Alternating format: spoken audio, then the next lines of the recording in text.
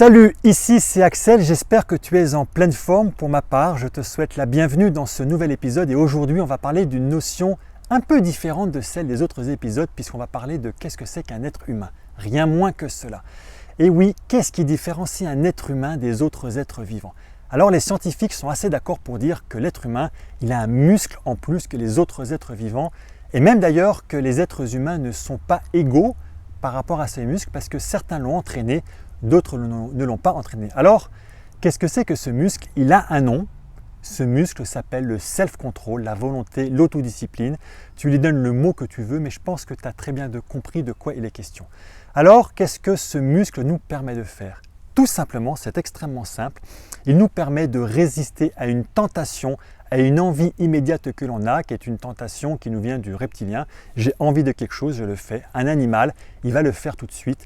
L'être humain est capable de résister, de ne pas céder pour pouvoir justement se créer un demain qui sera, un futur qui sera meilleur. Ça, les animaux ne sont pas capables de le faire. Mais c'est aussi ce qui différencie les êtres humains entre eux. Il y a ceux qui sont capables d'avoir un self-control, d'avoir cette volonté de résister à une tentation pour se créer un meilleur futur et ceux qui ne sont pas capables. On a un petit peu de temps, je voudrais juste te parler d'une expérience qui est archi connue. Mais c'est le lieu d'en parler, qui est les fameuses expériences du marshmallow. Va voir sur internet, elle vaut le coup parce qu'elle est marrante en plus. En fait, cette expérience, c'est quoi? Ce sont des scientifiques qui, dans les années 50, ont pris des jeunes qui avaient 4, 5, 6 ans, dans ces eaux-là. Et en fait, ils les ont mis dans une pièce tout seuls avec un marshmallow. Alors, tu sais ce que c'est qu'un marshmallow? Les gamins, ils adorent ça. Et en fait, ils leur ont mis, l'expérience est très simple. Ils leur ont dit, voilà, je te mets un marshmallow. Et si tu résistes à ne pas le manger pendant un quart d'heure, dans un quart d'heure je reviens et je t'en donne un deuxième et tu auras le droit de les manger tous les deux. Alors c'est pouffant, c'est vraiment très rigolo parce que quand tu vois la vidéo, tu vois les gamins qui se tournent dans tous les sens pour pouvoir résister. Mais le plus intéressant, c'est de voir ce que sont devenus ces gamins.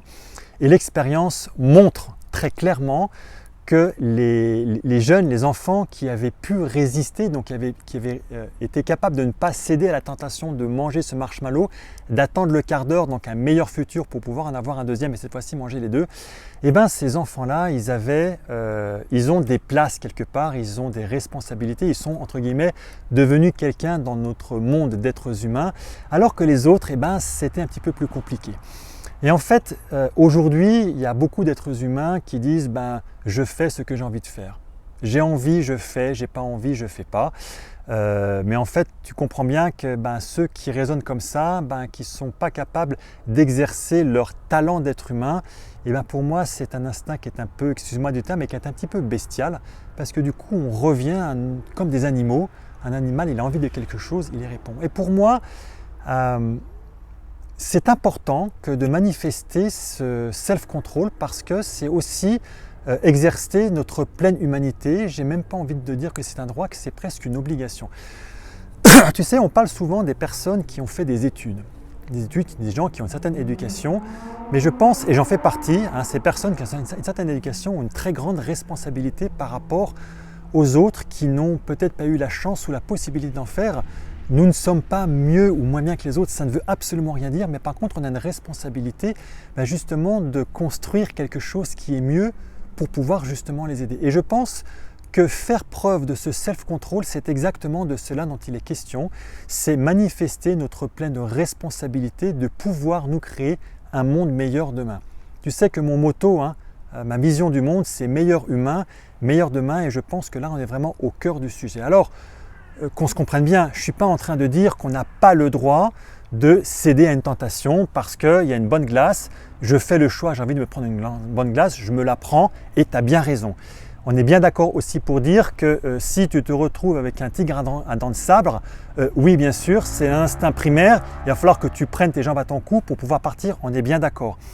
Donc je pense que tu cernes bien la thématique dont on est en train de parler. Et vraiment, manifester ce self-control, c'est l'exercice que je te demande aujourd'hui. Tu n'as pas envie de faire quelque chose, par contre tu sais que si tu résistes, ça va te permettre d'avoir un meilleur demain, d'avoir un meilleur futur.